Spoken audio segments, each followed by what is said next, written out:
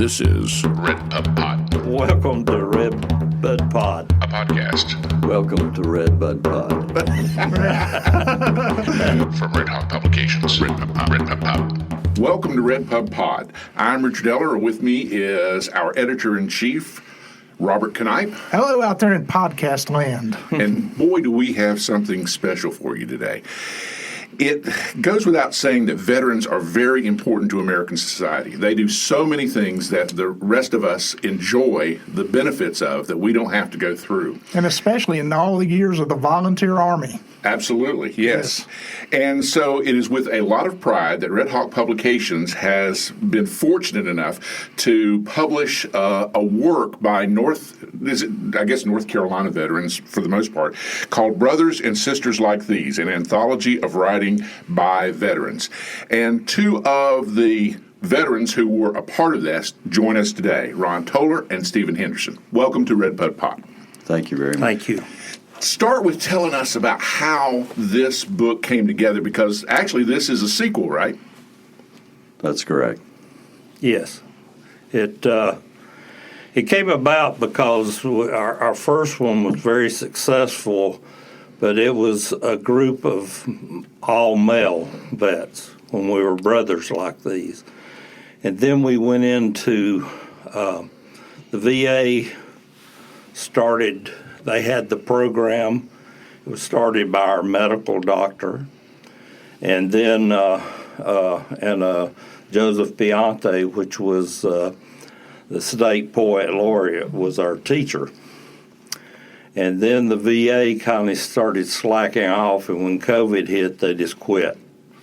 So Ron and attorney John Mason and Alan Perkel and myself, we decided to incorporate and start a nonprofit and continue the classes.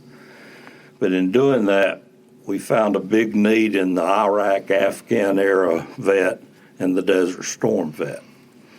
And so in doing so, there were a lot more women involved in even combat. So we found our first female combat vet, and it was just quite moving. And a lot of things they did in Iraq and Afghanistan, we did in Vietnam. And she was just so great, and she wrote a story about that, and that won the hearts over of the Vietnam vets. Okay, and her work is in here. Yes. Okay. Stacy Lissenberger, and she has been a big part of our group. She works at the VA, and so she has really helped our group, and her and Elizabeth Henney, they did a group of women that had been sexually assaulted and molested while serving this great nation, which is, I feel like, one of the worst atrocities of the military. Yeah. How these women were treated. A lot of them were officers, and their superiors were the perpetrators. And so we had a class on that and found out that writing not only helped PTS, mild TBI, and now it's helped sexual trauma. And so it's just like everything just keeps coming together with us. And we see these people. We've got a young vet that has gone to work for a local municipality. He could not work outside the home because he had TBI and PTS. And now this young man has worked 11 months for a local municipality. He has 11 people under him, and they're just tickled to death with him. So he finally got to use his degree. Wow, that's quite a success story. Yeah. And it sounds like it started really as therapy, more so than with the idea of producing a book. Oh, yes. The prompts were thrown out, and it was like the well opened up. I mean, the Vietnam era vet, we hadn't talked about or wrote about or our experiences, and then all of a sudden, non-writers, a lot of guys at all ends of the education level, they all came together and the story spewed. The best story that was in our first book, the one that really touches the audience the most, Across the Sea, that guy lived in the country. All he did was go to work, come home, and it was amazing because he wrote this poem, Across the Sea, about Vietnam. And you could see the wheels turning, and you could also see this guy that always sat in the corner and never spoke. All of a sudden, he is our spokesperson. And so, it was amazing because he couldn't even go in the grocery store. He went to work every day, he come home, he stayed away from crowds. I mean, he was a nervous wreck for 46 years. And now he goes with us everywhere. He does everything we do. He did the Black Box Dancers. We did up the road in Morganton. We did it in Asheville. We did it in Cary, North Carolina. And they danced our stories. So we have just partnered with so many different people and created a atmosphere where veterans, they want what we got. So right there, that proves the therapeutic aspect of writing.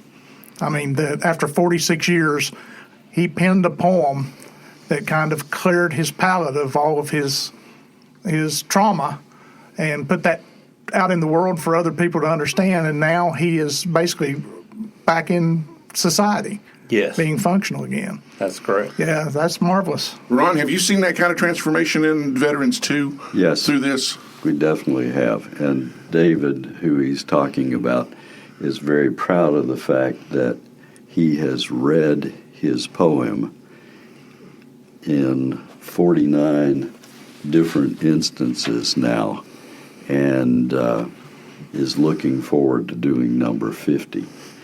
So we have seen, as Stephen said, the program was started by Dr. Bruce Kelly at the VA, and he recognized that a number of his patients had issues that they hadn't dealt with, and he pushed through the program to start the program at the VA. They actually did, they've done 5 different classes, we call them classes, at the VA itself. But as Stephen said, things started tapering off, and we recognized Dr. Kelly's objective was to work with the Vietnam veterans, and we recognized that there were follow-on veterans, if you will, with Desert Storm, Iraq, Afghanistan, that could benefit from the therapeutic aspects, if you will, of the program. And we didn't want them to wait 40 or 50 years, as we have done, to get some relief to be able to tell their stories and have them. Part of and Stephen and I were discussing it on the way down, part of the benefit of the program is when the veterans get together and they start writing with this program, they also start to recognize that the others in the group have had similar experiences, and they're not alone. A lot of them, up until the point that they have an opportunity like this, think they're the only ones that are experiencing PTS, and they don't even recognize, and a lot of them never knew a name to put to it.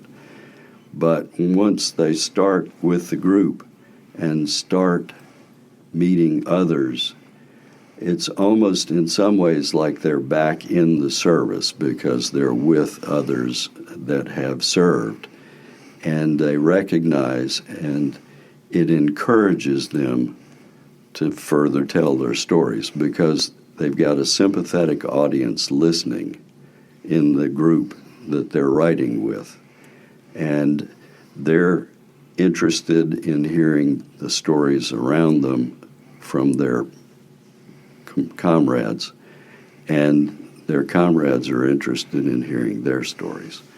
And it just continues to build, and we have there are a number that have become very close because of this experience.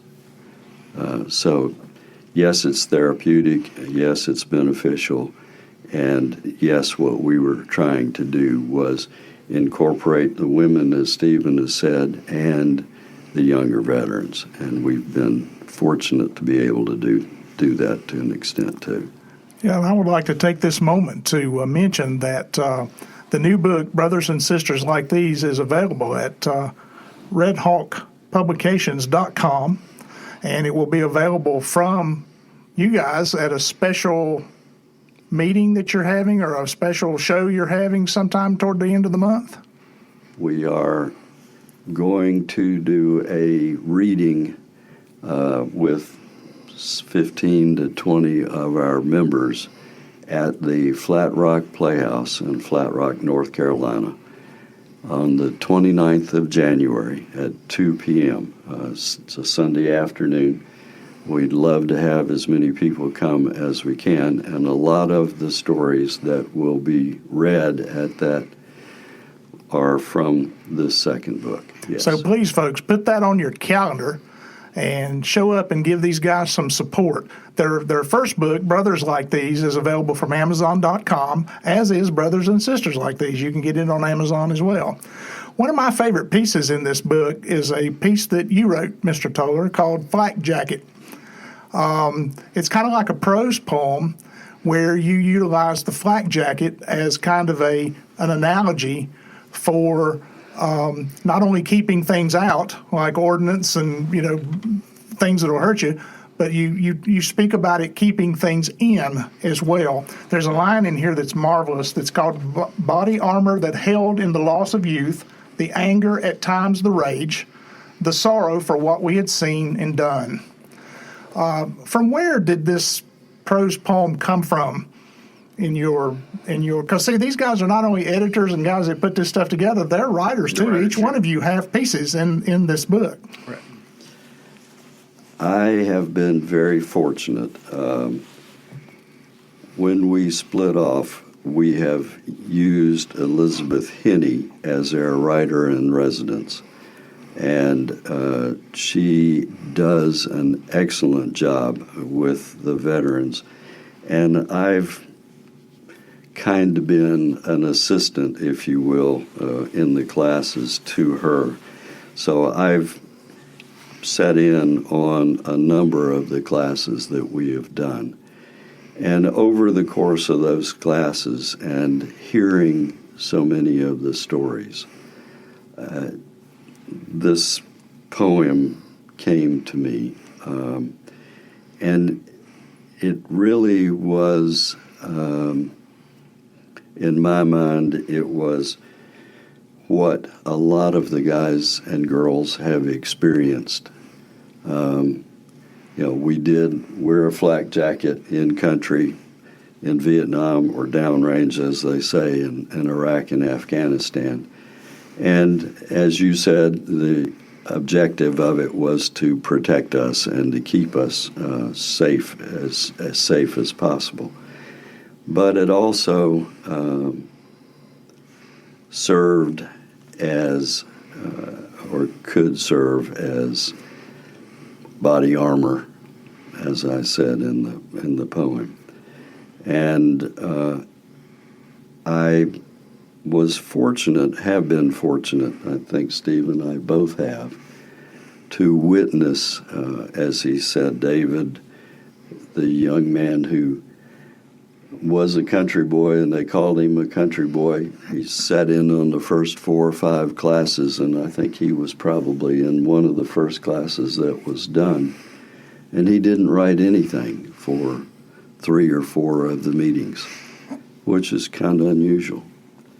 And his wife told him when he went home, she said, you better write something or they're going to kick you out of the class. Now, that wouldn't have happened, but it motivated him to sit down, and he sat down, and he still carries the original notes that he sat down and he wrote that poem in one sitting. And to me, his poem, Across the Sea, encapsulates the experience of the Vietnam veteran extremely well. And, I have had the opportunity to see several people open up like that and start to share their experiences and their recollections. And the poem that I wrote was a result of that. You see a lot of aspects to the veteran experience in here, because when you were talking about female veterans, I read one where she was talking about finding community, and it was easy to do with an older veteran. He'd served in Vietnam, and she'd served later.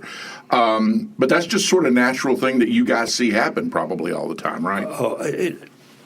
We got that idea from the VA does a moral injury group, which is big in the South, because most of us were raised in a moral home or we were raised in church. And we had to do a lot of things in war that was totally against what we were taught. I see. Mm-hmm. Okay. So in our last class, we met this Monica Blankenship. Her story's in this book. And it has to do, she felt like she was not a war vet because she did medevacs in and out of Vietnam. And she's also done them in other war zones for several years. And she met her husband in Vietnam, which was a doctor. And he just passed away in the last 4 years. And she's moved to Asheville. She's adopted an Afghan family of a man and woman and their 2 children. And this lady has so much compassion, it's just unbelievable. But she talked about her friend that was on a C-5, which is a huge airplane. And they were rescuing babies at the end of the Vietnam War in 1975. We'd pulled troops out and the communists were coming. I mean, they were coming fast. So she's sitting watching CNN a couple of years ago, and we were pulling out of Afghanistan. And she saw these Marines grabbing these babies and carrying them to the plane, and all this come back to her. And that's what we find with our vets. Something triggers it, and it comes back, But to try to compress it again, which we were told to do when we come back from war, and they still do that. But if you write about it, it takes so much pressure off your shoulders and your mind. So this lady, they were rescuing 78 babies. Most of them were biracial. They were half American, half Vietnamese, because of relationships, because of rape, because of all different means. And they knew when the communists come there, they would probably kill these babies. So they put them in these little boxes, tiny babies. And they put them on this plane, and each one of them had a service member. Army, Navy, Air Force, just whoever they could get together was leaving country. And each one of them had one of these babies. They changed and made sure they were fed and stuff. And the plane takes off out of Saigon, and it crashes in a rice paddy. Mm. And this lady, one of her best friends, another medevac nurse, they're crawling back into the plane, it burning, trying to save these babies and service members. and ended up, I think they got 48 of the 78 out. Some of them were severely injured, but something like 30 of them perished. These little tiny babies, and she wrote this beautiful story. And I told her it had to be in the book. I think we put it in right at the last minute, but she's found a home in Asheville, which is completely, it's kind of crazy how she ended up there. But we found that our Iraq Afghan vets, they have so much to offer. We've worked with Veterans Treatment Court. And what they do, they take vets that due to injury or something, one guy, 48 surgeries, and was on pain medication for 18 months, and they tried to wean him off too much, and he got on heroin. But they commit crimes. In Buncombe County, I'm proud to say, Judge Marvin Pope started a Veterans Treatment Court. It's the only one, and there's 3 in North Carolina, but it's the only one that handles felonies. They just graduated a year and a half ago their first female combat vet out of that program, and she got her children back, and her children are straight A students, and one of them's in a full ride scholarship. Well, she's in our group, but we had classes there, and Tommy Cannon and Elizabeth Henney did those classes with these young men and women that that are really struggling. But all these people got their families back. They have to get a job. They have to get. So we've partnered with Veterans Treatment Court. We've partnered with the Blue Ridge Honor Flight. They allow us to read on every flight coming back from D.C. and offer our program to the veterans on that flight. So, we've just seen so many people embrace us and want to be a part of us, and in turn we get to be a part of them and meet more and more veterans. But I've yet to see, I think over 100's been through our program, and, 30-some decide to put stories. A lot of them write them just for themselves, and they don't read, but they're still getting good out of it. Oh, in almost 20 years of teaching literature and writing, I've come across a lot of very famous writers who surprised me. One is Elie Wiesel, who was a Holocaust survivor who wrote the very famous book called Night. And a quote that I read from him years ago said, "I write not to be understood, but to understand." So you're not really writing for an audience, you're writing for yourself, to where you can understand what it is that you've been through.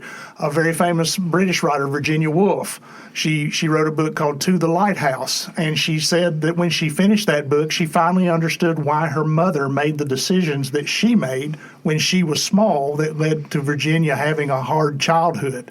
She never understood it before until she wrote the book. So what you're speaking of is this thing that these people are writing to understand. And in reading each other's stuff, because you mentioned a while ago, Mr. Toler, that your poem came out of some of the stuff you've read and experienced, more understanding comes out of it because you are in a comfortable place where you feel like you're, brothers and sisters. Because there is a thing in the military, is there not, that there's a camaraderie and a connection that is in no other aspect of human society. Would you say that that's true? It's totally correct. Yes. I mean, from where does that come? Does that come from the life and death kind of aspect of the work?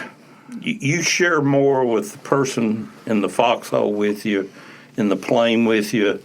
You share more with your brothers and sisters that you're fighting alongside than you've ever shared with your family. They see you at your best. They see you at your worst. And we found this. After 46 years, Our guys go to class. By the third class, they're bonded together as a team because it's like serving again. Okay. Yeah, that looking out for each other. Right. Yeah, and it almost looks like you guys are giving them, and I hasten to use it this way, but a bit of a head start on their recovery, however you'd want to put that, because it's taken 40-some years before you guys had the opportunity to do this. It's happening for the Iraq veterans much sooner than that. So you were kind of reaching out to those vets to say, this helps much earlier in their life than you had that opportunity.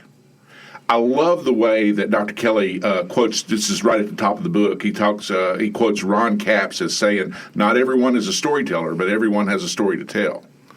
And so it's just a matter, I guess, at that point of helping folks get over, fears about writing. And a class gives you that safe environment to do that. Right. Yeah. And there is an aspect to this kind of work coming out that lets people know that this is not hard.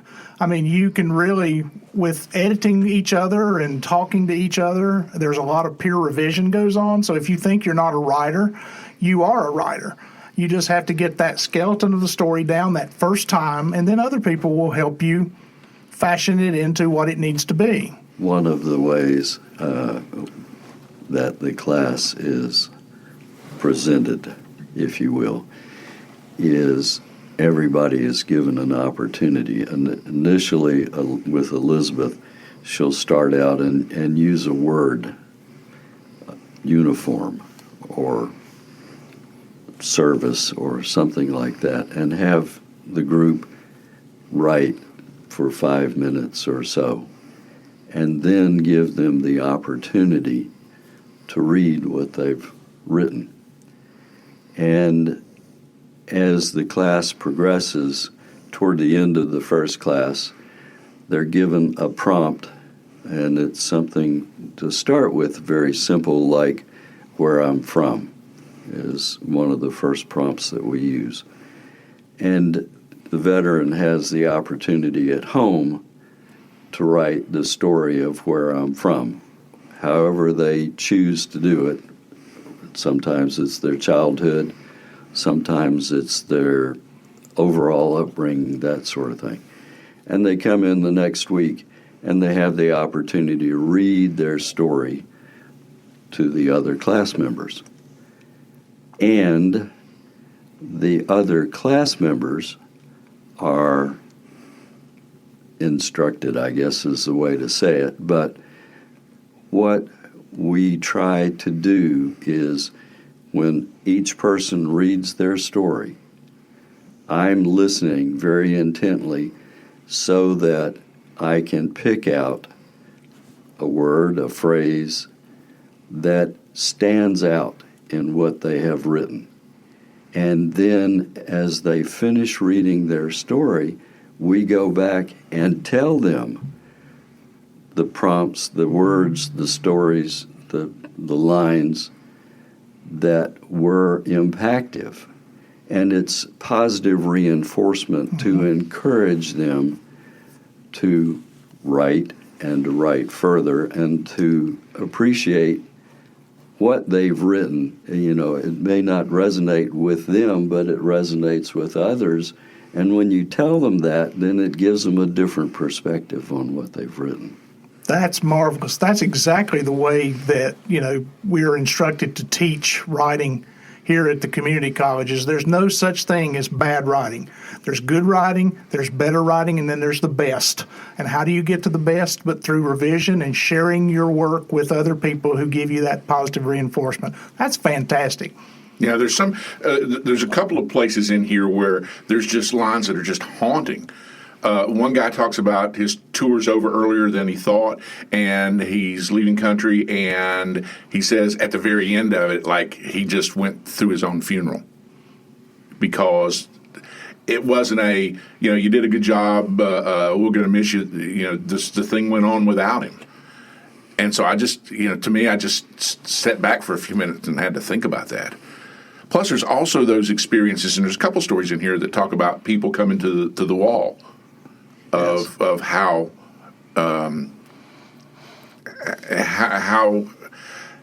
important that was. I mean, one guy went 3 or 4 times, I think, before he was able even to go. What's been the reaction? Because you've taken this on the road with the first book. You had some readings across the state. What's been the reaction from the people who've attended your readings? We offered to Fort Bragg to come down there in Fayetteville with the North Carolina Arts Council. I actually footed the bill for it. And they made sure all our guys that wanted to go could go. And they decided they didn't want that at that time, so we offered it Jacksonville, North Carolina, Camp Lejeune. Just And of course, I'm an old Marine, so that just lit me up like a Christmas tree. And we went down there, and this admiral that was over the TBI clinic down there stated, "We feel like the art is doing more for our vets with PTS and mild TBI than we can ever do medically." That's a powerful compliment. statement. Yeah. Yes. So the Arts Council actually paid our room and board, and we read there, we participated, and in turn, a young man was sitting there that works with Duck, North Carolina, out on the Outer Banks. It's out where the wild horses are and all that. And he calls me up and he says, I want you guys to come down here. Tell me what I need to do. And I said, would you rent us a bus? He raised the money to rent us a bus. The hotels and motels in that area are hotels. They comped us rooms. Some of the restaurants comped us meals. And we went down there and read for a packed house.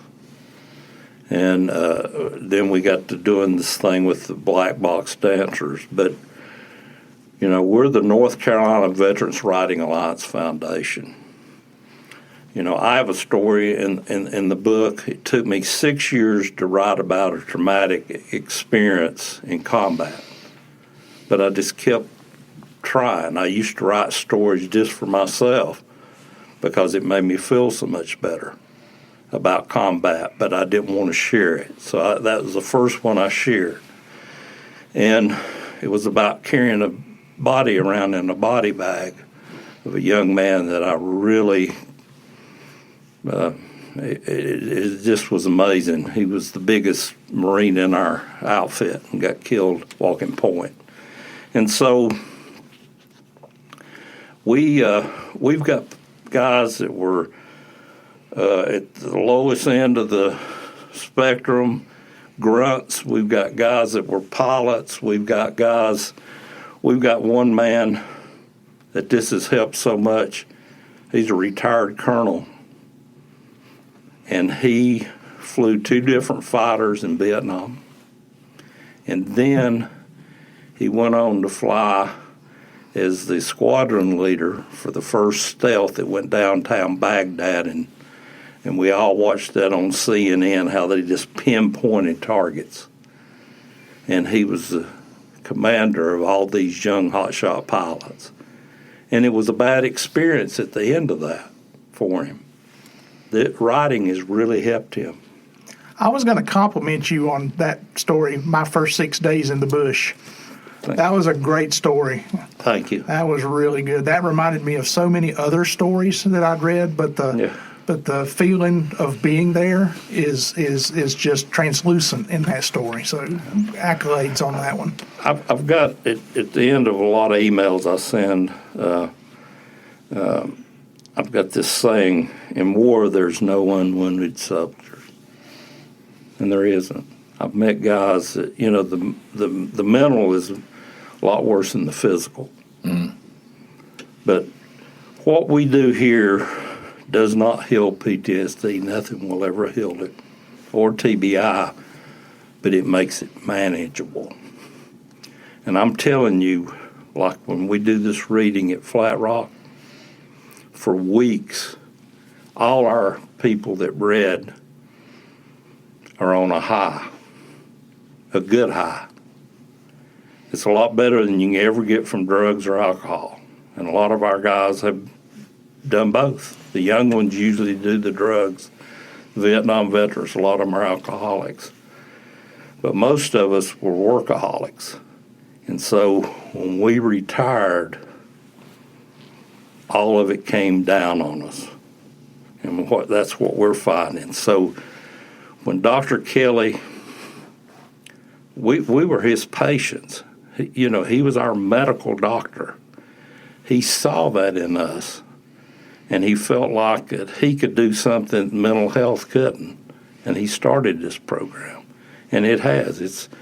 I don't know of a man that went through those early classes in the basement of the Charles George VA Hospital that didn't come out feeling so much better.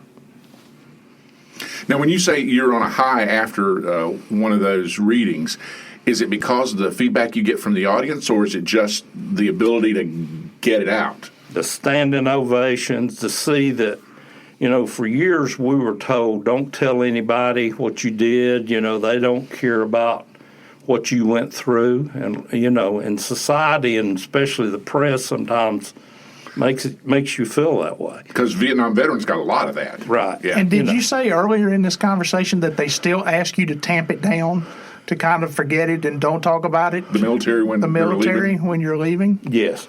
Yeah. My son just retired from the Marine Corps, and you go through those processes at the end, But, don't ever talk about Afghanistan, which he was in, or if you were in Iraq, or if you're in Desert Storm. And so many of us, I myself, because of Agent Orange, I have a couple of really severe health issues. And we see that with our guys and girls that are riding. And now, with the burn pits and all the chemicals that were used in Iraq and Afghanistan, especially Desert Storm, we see these vets that are, physically sick. But VA has a lot of the vets, because, machoism or whatever, doesn't want to go to therapy. I go to therapy every 6 weeks now. It used to be every week, and now we're up to 6 weeks, and I'm proud of that. But it keeps me, that and writing keeps me balanced. And what Ron and I do for this foundation, to see these young vets, to see that guy get a job, something he's wanted for 14 years, and to be successful at it. Because, just like society, we want our veterans to be clear where they can be productive in society and reach their goals. We don't want them to sit at home and draw a check, and they don't want to do that. I have never met a veteran that served their country and wants to do that.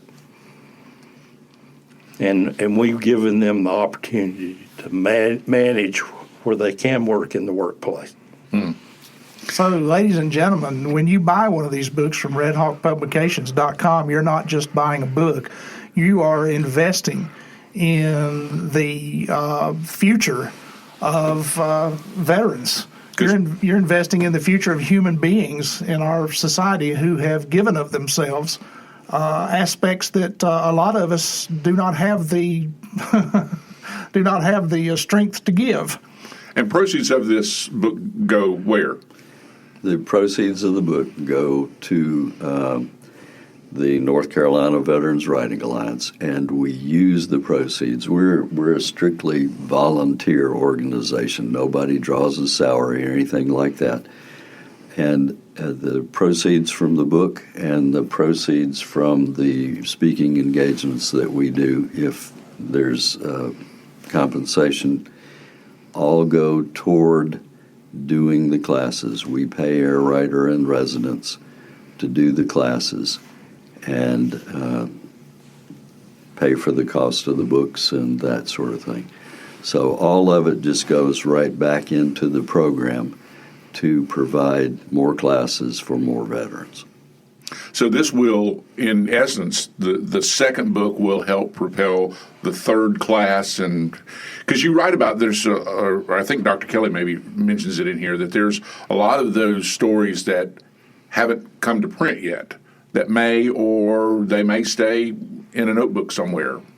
But the main thrust of it is just helping veterans get those stories out or get them told.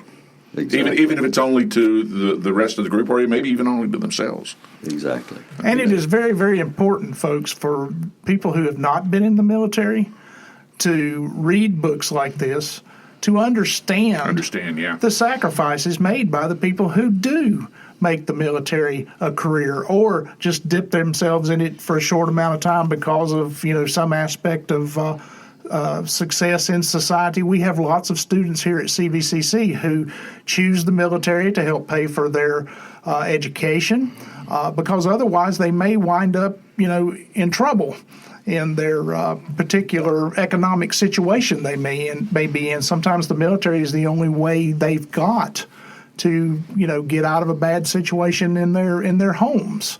So it is important that books like this exist to let those of us who have not been in the military know what it is like to be one of the brothers and sisters. We had a man recently, is in one of our last classes. I get a phone call at night from somebody that's not supposed to call me, so I'm not going to say where they were from or anything like that, but he came out of suicide prevention. He had tried to commit suicide twice in 6 months. I was given his number. I called him. We got to talking, and Ron and Elizabeth had just started a class, and I just met him over there and took him in, introduced him to class. Nobody knew why he was there other than he's just another vet.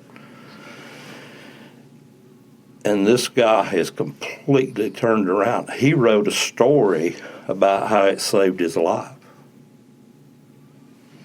Really? Yeah. He went through a personal experience, and this had, because Vietnam just kept coming back to him time and time again, and so this bad experience with his family had happened. He had just moved to the western North Carolina, and then when he called the suicide hotline, and then it was just, this person told me, said, I have no idea what to do with this man because of what he's going through. And we did outreach with these people. We do outreach with Ron and I have, and Alan Burkell, and we've done all this outreach with suicide prevention and different people. So they respect what we do. And that adds to your range of stories. It's not just veterans talking about what it was like when they were serving. It's some of the process they've went through since they've been back, and how to the places that can take you, which are sometimes not good at all. I mean, leading to suicide and the like. Right. Yeah. For a veteran who is interested in seeing what this is more about, what should they do? They should go to our website, just send us an inquiry, and then either Ron or myself will get back with them. Not only the resident writer that teaches our classes with Ron, Elizabeth Henney, she worked 9 years active duty going to and coming back from Iraq and Afghanistan. On Army bases, Navy bases, Marine Corps bases. So she's a vet too? She's a counselor who worked with the veterans that were going and coming back. She's a therapist. We had a guy that had a flashback.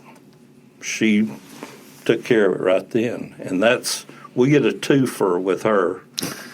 Therapy and writing, right? Yeah, because she knows how to handle these vets if they go off, or if that memory brings back a really traumatic brain thought to them, and they go off in class. She knows how to handle that, and we're just so blessed with her.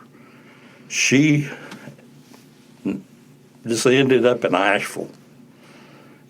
She was from out west, and she just ended up there, and our guys and girls just love her, and so, it just builds such camaraderie with the veterans, but they think she's an honorary vet, just like what you just said, because she really knows so much about veterans. She wrote a great book that helped me understand Iraq and Afghan vets. The honor is mine. Mm. And if you ever get a chance, you should read this book. It's so emotional how she dealt with these 18, 19, 20-year-olds getting ready to go to Afghanistan or when they come back, and what it was doing to them and their families. And so she's talked to the mothers, she's talked to the wives, and helped with them also. So a person can Google the North Carolina Veterans Writers Writing Alliance. Writing Alliance. Okay, North Carolina Veterans Writing Alliance. Just put that in your Googleplex, your Google machine, and that will take you to your website where they can then contact you. Now, will that take you also to that video that's about a 10-minute piece that shows some of the readings that some of the veterans staged? There was a video piece, I remember. Yes, I believe that's on there, and we're getting ready to add a couple more. There have been 2 or 3 videos that have been done that we're going to have on the website. But I believe it's brothers and sisters like these .godaddy.com. So okay, did you get that? If not, just put it on pause, put it in your Google machine, and then unpause us.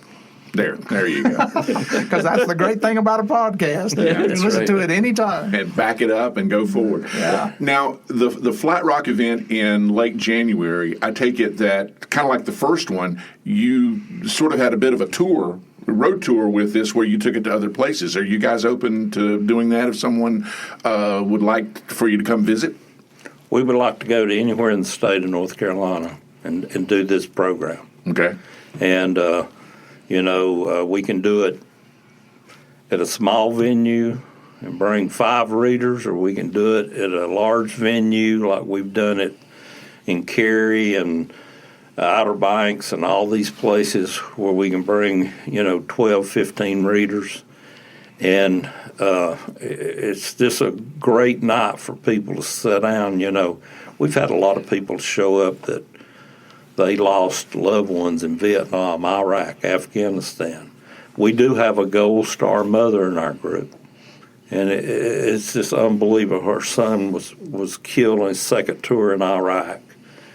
We have a widow in our group that her husband got to do one reading with us, and he passed away, complications of Agent Orange. We've got 3 DRs in there, DR1, DR2, and DR3. We've lost 2 of them this year, complications from PTSD and Agent Orange. So this is open. I mean, the field is open quite a wide to children of vets. Does it? Oh, yes. Okay. And we've had, like, the Asheville School of Boys, and we've had private schools and elementary schools. We had an elementary school take my stories and win Destination Imagination and beat out the Russians did my story about Take that, Putin. how I ended up in Vietnam and the Marine Corps. Okay. And one young man played me and one played my grandfather because he was the man in my life because I never knew my father. And then one played my mother, and it was just fabulous. And they won the state of North Carolina. They went to the international stage out in Salt Lake City, and they won a big award there with that story because nobody had ever done a story about a veteran. What was that like to see your That's life amazing. portrayed like that? I'm driving a school bus because my wife's a principal, and I was retired, and I couldn't be still, and I was driving a school bus, and these kids wanted to hear my stories.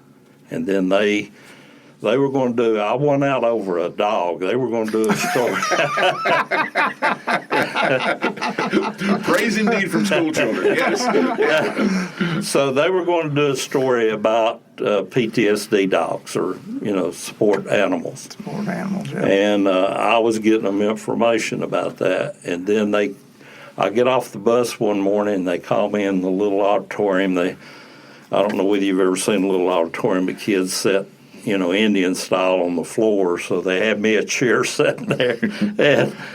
And all of a sudden, these kids come out from Destination Imagination, and this young man looks out and he says, "Hi, I'm Steve Henderson." And I'm sitting there, tears just rolling down my cheeks. The last day, through complications of Agent Orange, I could not pass the CDL test there at the end, and I couldn't drive anymore. So the last day I'm driving, the kids line the halls, and this is an 800-plus group elementary school, and they're welcoming me home because they heard the story, we were never welcomed home. And I'm trying to get to the bus and drive the bus, and I'm wiping tears, and they brought me all these nice posters and cookies and all kind of stuff. And so when I start on my bus route down 74, the mothers and fathers are standing at the reception. Oh, goodness. I'll tell you what, people, RedPubPod listeners, this is the first time that your co-host has ever gotten teary-eyed. And that's a great story. But I would figure, Just a marvelous. well, from what I saw with the videos, your evenings are like that. There's not a dry eye in the house no. after the readings. Standing ovations. These guys have, for years, suppressed this inside of them and women, and then all of a sudden they get these standing ovations, and it's just unbelievable. They finally got recognized for serving their great nation. Mm. And they're so proud of that, but they were told to go home and not talk about it. Yeah. And even the Iraq, Afghan, Desert Storm vets, they come home and nobody understands them. A lot of them come home, you just wouldn't believe how many of our people that their spouses left them while they were in war. Mm. So we have to get them to quit writing about that because, that's something some people want to dwell on him, and we can't have that in our readings because we want something at the end of the reading to come out positive, not negative. But people don't understand, what the families go through. Mm-hmm. But when they hear the vets read about this and their story, the families that stayed with them and care about them, and the children that weren't even born at the time, they're so proud of Papa, or they're proud, I mean, most of us were treated, we sat in a corner at Christmas and things like that, and the kids didn't understand us, the grandkids didn't understand us, but now we found through writing and the grandchildren coming and the children that we're more accepted in our families. I know when I have a big get-together at my home, I read a piece. And my cousins that always thought I was the odd guy in the group, it's just our relationship has gotten so much closer together. You got connections. Yeah. That if you hadn't written it, you might not have. You probably wouldn't have. Right. Right. Exactly. Yeah. Mr. Eller, you can kill me later if you want to, because you're like the executive director of the program. But you know what? There's something moving me today that I think that Redhawk Publications should donate this first bunch of books, these first 5 cases of this book, to the North Carolina Veterans Writing, to where they can make the top amount of money off of these books. Because this is just something that needs to be out there. So we've got 150 copies that you guys ordered for your January 29th, and with my boss man's okay. I have now gone on record as saying yes.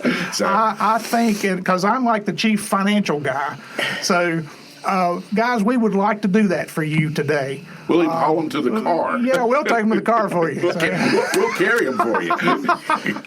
But this is just too good. I want everybody to read this book, and I want your program to be able to thrive.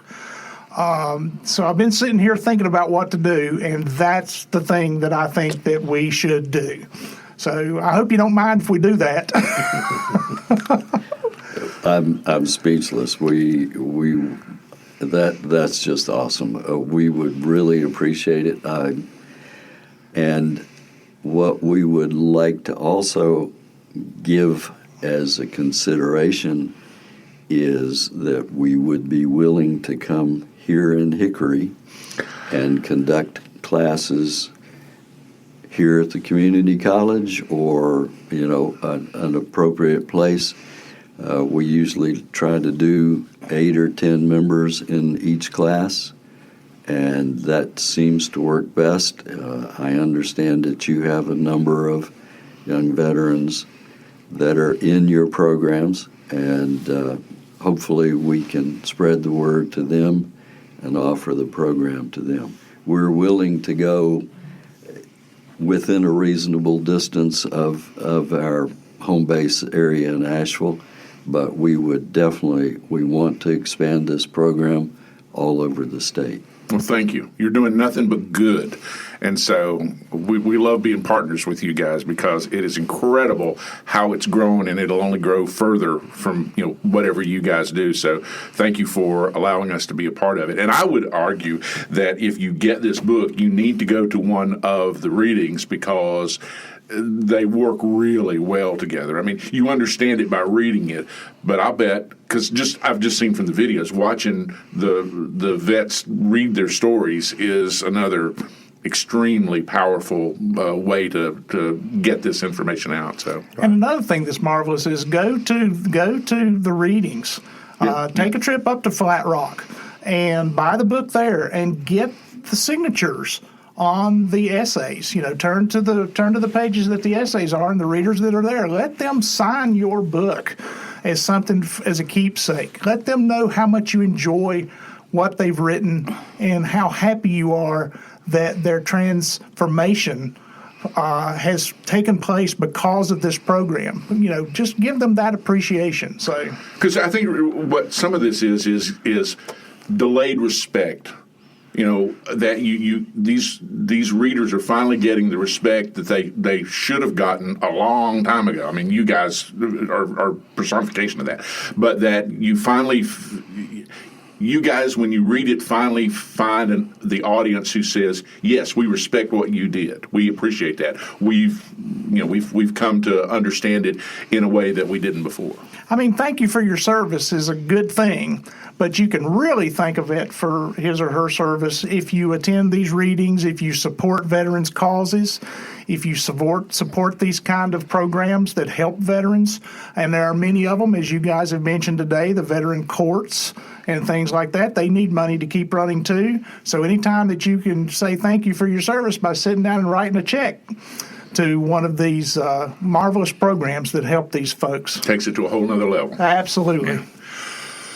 Well, Ron, Stephen, thank you so much for being a part of the program and for blessing us with the opportunity to produce this. And thank you for being here today. Yeah, either one of you got any more to say? I'm sure there's more stories. We've really enjoyed this. We really enjoyed the professionalism and the heart that you folks here at the community college have, and the press. And I hope some of you will come. We would like to recognize you there. If you could send somebody or all of you come that we dealt with, because this is. I was telling Ron on the way down here, this has been a wonderful experience. And I hope we get to do some more books. And we do have some of our guys that are writing books, and we're going to steer them your way. Well, thank you. Thank you very much. They we've got one that just passed away, and his wife is putting it together, and I've recommended to her that we bring it here. And it's going to be quite moving. He was a medic in Vietnam, and the things that he saw and went through, and he was just a fabulous writer.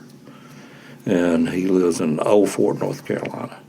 And so we definitely want to continue this, what we've got here, because meeting with you guys and how you've treated us and how you care about our vets and our stories is second to none. That's right. Well, thank you. We certainly appreciate that. We only have one request of you. At the end of RedPubPod, we ask, can you say that 3 times fast? Can you say, welcome to RedPubPod? All right, just once. Could you say it just once? Welcome to RedPubPod. There you go. Welcome to RedPubPod. That's good too. Thank you for joining us, and make sure you get a copy of Brothers and Sisters Like These, an anthology of writings by veterans, 77 stories by 35, 40, some, a couple have different stories in here. You will not regret it. Bring your tissue. 6x9 trade paperback, $15 retail. Get it on RedPubPod. Oh, you can get it on RedhawkPublications.com, but we also want you to go to Flat Rock and get it from them too. And more dates to be announced soon. Absolutely. Thank you, gentlemen. Thank you. Thank you, gentlemen, very much. Thank you. This has been RedPubPod. RedPubPod, a podcast. RedPubPod. From Redhawk Publications. That's good too. RedPubPod.